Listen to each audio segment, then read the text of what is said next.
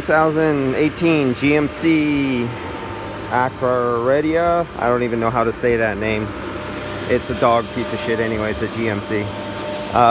Okay, so this one has collision damage. Do you see any collision damage? Nothing there, nothing there.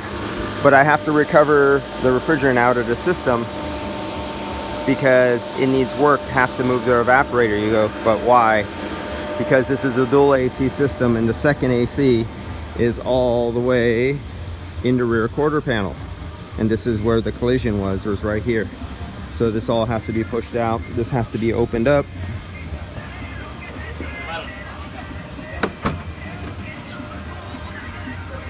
And here's the HVAC case. They already have it loose, ready to move. They're just waiting for me to recover the refrigerant. This is where the sheet metal is normally over. This needs to be removed, and that's your case. Here's your air intake right here. Your little solenoid, your valves, your little actuators for moving door flaps. Oh, it's actually broken. So for this, they will probably replace the whole case, and it's probably $900, $1,200. And I will take this home. So I'm going to get another evaporator, heater core, fan, actuators, and everything. I take them off of the rear end collision vehicles for testing and doing mock setup demos and stuff. And actually they're going in some of my vehicles, small passenger cars. I put SUV and van rear HVAC units in vehicles.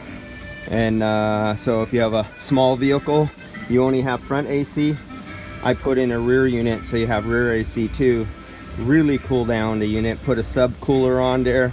I'm even thinking of getting heat exchangers from totaled out vehicles and adding them into older systems to make them more efficient on adding second HVAC units onto cars, including my own cars. But that's what this one is. And as you see, it takes a lot longer to pull the refrigerant out of two evaporators. You have an evaporator under the dash, evaporator down here. You have 25 feet of refrigerant line going all the way under the vehicle, coming back up, going over. You can see where it comes there. You can see where it had the heat exchanger. So that liquid, the small line is the liquid line going to the front expansion valve. The heat exchanger part is right there. Where is it at? It goes in out of sight.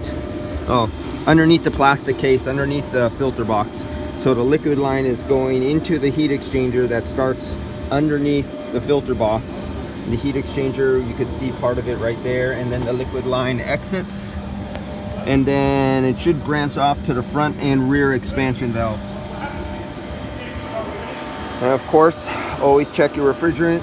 Here R1234YF, only 7.7% contamination with air, not bad for a factory vehicle. And let's get that all the way down. Now, one thing I did notice on this vehicle that was an oddball, and this is why a sight glass is good. You see that sight glass? See that little bit of liquid in there? That's oil, and that's oil from this vehicle. I did not recover from the liquid line. I recovered from the vapor side. And look how high this vapor side is. You see the line going all there and then back down, and the compressor is way down there. And there's even a muffler in the way. And then this suction line comes down, and it goes all the way down from this point where my valve is all the way down to this point, this low, and it goes over this way and back up. So what happened here was refrigerant condensed that was carrying oil back down in this low section right here, and it might have even condensed into a liquid. And if you cut open this muffler, there's probably liquid refrigerant with oil in the bottom of this muffler. And when I hooked up and I turned on my recovery unit, the first thing I noticed, because this is what I always look at, I'm coming through the low side, I'm coming across this sight glass, and then coming down the recovery side. So I get to see what comes. The instant I opened the valve here, I seen a flash of oil and liquid here. Now I should not see oil and liquid come here. So I immediately backed it off. As soon as I seen that, my hands were cranking it down, and then I seen a flash of oil, I immediately stopped. I backed it off. I slowed down my machine, I choked it off, and I started recovering slowly again. So I don't see no movement of oil. Now this is just oil stuck in the sight glass right now. I could see deep back inside there. You cannot. You only could see through the camera right at the surface. But now I don't have no movement. And now this has been bouncing back and forth. So just a second ago I was at -16 vacuum, and right now it just bounced back up to +5 psi. That's because oil or refrigerant is exploding out of trapped oil that's down in the compressor, maybe in the bottom lines of the condenser. The low line down here, this low line down here is probably filled with oil, and then you have the top level of oil and you have refrigerant. Now say all this black is refrigerant oil with refrigerant trapped in it. Just like a Coca-Cola, when you release the pressure and it bubbles up and then it releases and it has no pressure, and you put the cap back on it and you shake the bottle a little bit, it explodes and you see the foams in there, pressurizes, and you crack the cap and there's pressure again. Same thing is happening here. You have the evaporator in the back.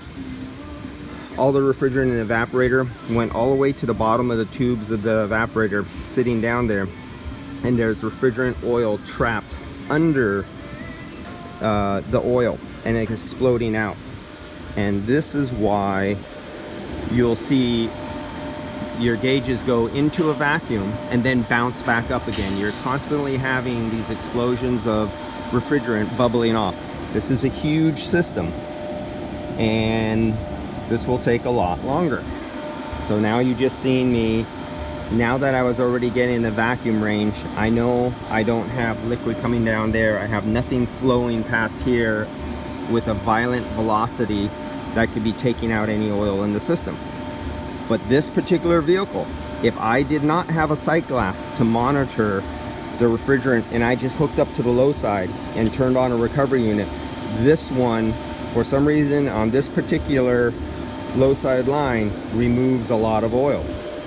Different vehicles are different, and this is a new vehicle. I'm pretty sure nobody went to one of the auto parts store and put some AC Pro in here and got tons of lubricant. This particular vehicle is something I'm gonna have to keep track of on this model, and you can note it too. This one wants to remove oil out of the suction line even though it's way up high on the system. First thing I noticed. That's why all recovery equipment should have a sight glass in line of their recovery equipment, so if a technician hits that on button and the second they see any liquid coming up there, they can immediately choke it off and turn it off again. And that's it on this one.